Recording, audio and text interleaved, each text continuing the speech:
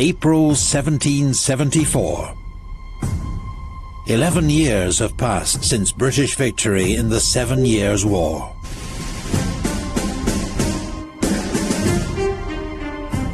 And since that moment, ties between the 13 colonies and the motherland have been under increasing strain.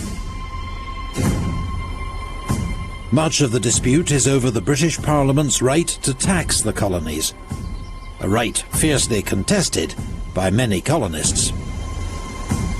But it is also a conflict over sovereignty, about who governs in North America. On the frontier, and for all colonists who have a stake in westward expansion, there are added reasons to resent the British government. This is where the 7 Years' War, known locally as the French and Indian War, had started.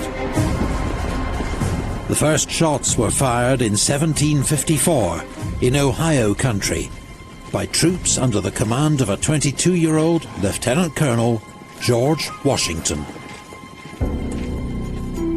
After the war, the British hoped to end clashes with Native American tribes and bring peace to the frontier.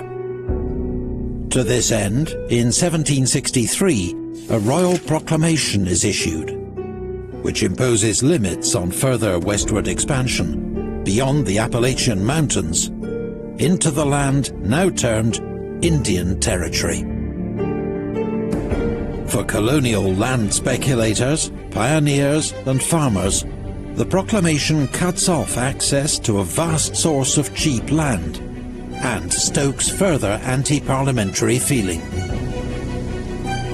The colony's list of grievances seems to grow year by year, and with each new attempt by the British Parliament to assert its authority, colonial resistance grows fiercer and bolder. The destruction of 46 tons of East India Company tea in the so-called Boston Tea Party is the final straw. Lord North's government decides to make an example of Boston and the colony of Massachusetts. In the spring of 1774, the British send 4,000 troops to occupy the colony and pass a series of measures known as the Coercive Acts.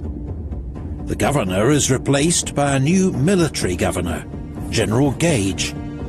Boston's port is closed to commerce by Royal Navy blockade. Representative assemblies in Massachusetts